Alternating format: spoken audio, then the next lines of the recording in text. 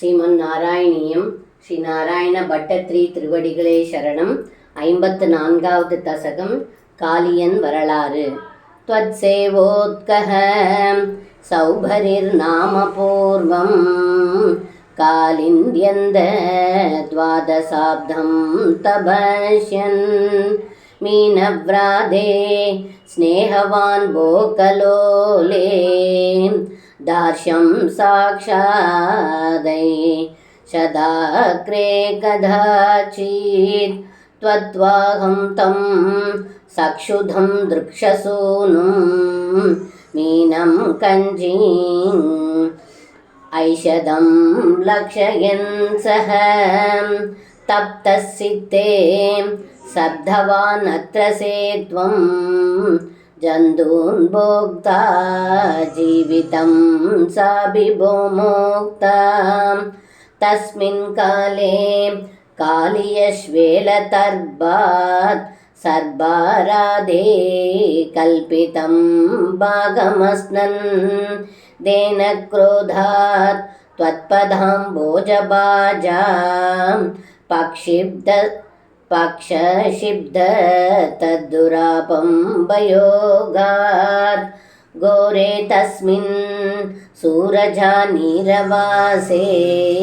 धीरे वृक्षा विक्षदाश्वेलवेगात् पक्षिव्राधा बेदुरप्रेपदन्त कारुण्यात्रं द्वन्मनस्तेन जातं काले तस्मिन् नेगदासीरबाणिं मुक्त्वा यादे यामुनं गाननान्तं द्वयुद्धाम ग्रीष्मभीष्मोष्मतप्ता गोको बाला व्यापिपन् श्वेलदोऽयं नश्यञ्जीवान् विशुदान् मादलेदान् विश्वान् पश्यन्नच्युतत्वं दयाद्रः प्राप्यो भान्तं जीवयामासि तत्र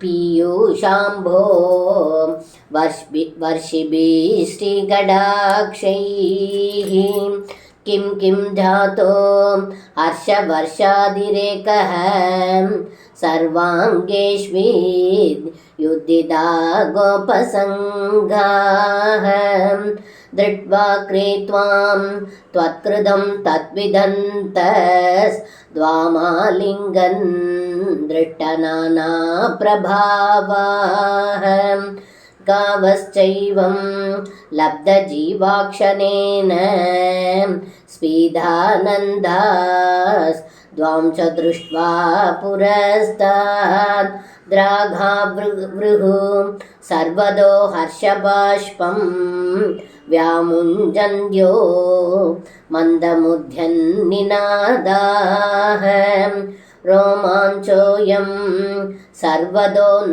शरीरे भूयस्यन्द कासिदानन्दमूर्छाम् आचर्योऽयं श्वेलवेगो मुकुन्दे युक्तो गोपै नन्दितो वन्दितो गुः एवं भक्तान् मुक्तजीवानभित्वं मुग्धापाङ्गै रस्तरोगां स्तनोषि दातृग्बोध स्पीदकारुण्यभूमा रोगाद्वाया वायुके हादिनाद.